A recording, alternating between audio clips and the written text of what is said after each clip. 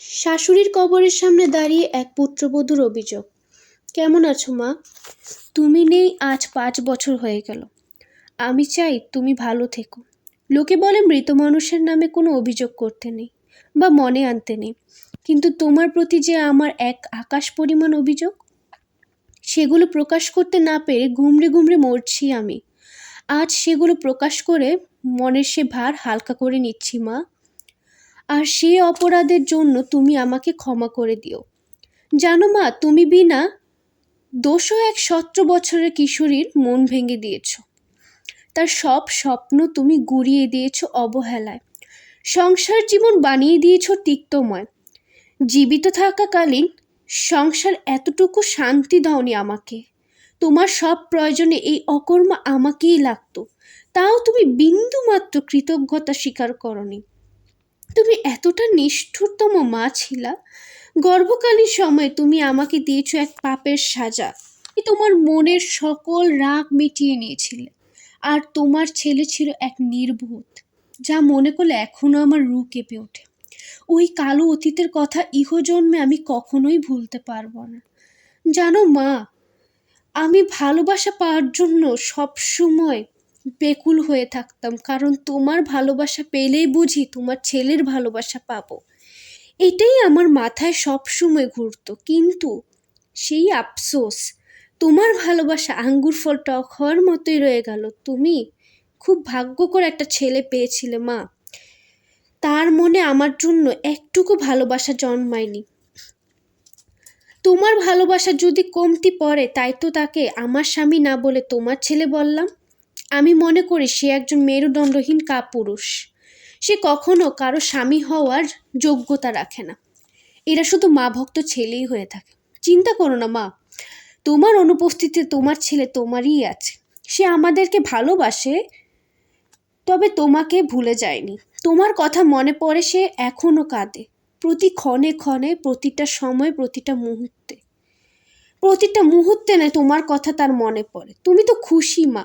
এবার আমি কেমন আছি এটা তো শুনবা মা। আমি ভালো আছি মা। তুমি হিনা, আমি ভালো আছি। আমিও জানি এই কথা শোনার পর সমাজের সবচেয়ে ঘৃণিত পুত্রবধূ হব আমি। তবুও বলবো, তোমার মৃত্যুর পর আমি ভীষণ ভালো আছি। জানো মা, তুমি চলে যাওয়ার পরে আমার একটা ছেলে হয়েছে। সবচেয়ে অবাক করার বিষয় হলো, আমার ছেলেটা দেখতে অনেকটা তোমার মতোই হয়েছে। অনেক প্রার্থনার পর আমি এই ছেলেটা জন্ম দিয়েছি। আমি সৃষ্টিকর্তার কাছে মাথা ঠুকে ঠুকে এই ছেলেটাকে পেয়েছি। কারণ কি জানো মা, আমিও আমার ছেলেকে মানুষের মতো মানুষ করব। তাকে অন্ধভক্ত না বানিয়ে ঠিককে ঠিক আর ভুলকে ভুল শিখাবো। তাকে শুধু ভালো সন্তান নয়, কি করে ভালো স্বামী ও একজন বন্ধু হতে হয় সেটাও শেখাবো। যেন আমার মৃত্যুর পর কারো যেন কোনো অভিযোগ আমার প্রতি না থাকে। আমি আমার সন্তানদের আদর্শ মানুষ বানাবো। আমার জন্য দোয়া করো মা, আমি যেন আমার উদ্দেশ্যে সফল হতে পারি। সবশেষে এটাই বলবো মা, তুমিও ভালো থেকো। আমার কথা একদম ভেবো না। তুমিই না, আমি ভালোই থাকবো। এখন আমার আর দম বন্ধ হয়ে আসে না, শ্বাসকষ্ট হয় না। আর এখন আমি চাইলেই প্রাণ ভরে শ্বাস নিতে পারি। মুক্ত আকাশের পাখির মতো ঘুরে বেড়াতে পারি। 3 বেলা খাওয়ার সময়, ঘুমানোর সময় আমার আর কোনো বঞ্চনা সহ্য করতে হয় না। তুমিহীন কারাগার থেকে এক মুক্ত কয়েদি পেয়েছি। বিশ্বাস করো মা, তুমি বেঁচে থাকতে আমার সাথে যা যা করেছো আমি এখনো কাউকে বলিনি।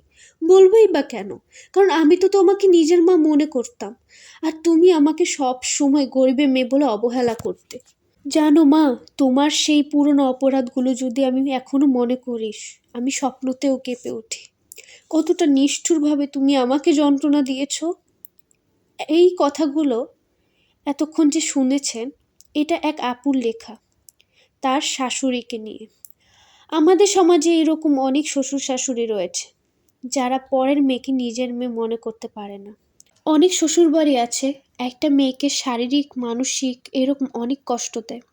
যদি তার স্বামীটা এইরকম অন্ধভক্ত হয়, তাহলে তো কথাই নেই। এই স্টোরিটা থেকে আমাদের এটুকুই বোঝা উচিত, যেন আমার মৃত্যুর পর কারো কোনো আমার প্রতি অভিযোগ না থাকে। আমরা বেঁচে থাকা অবস্থায় এমন কোনো কাজ করব না, ইনশাল্লাহ।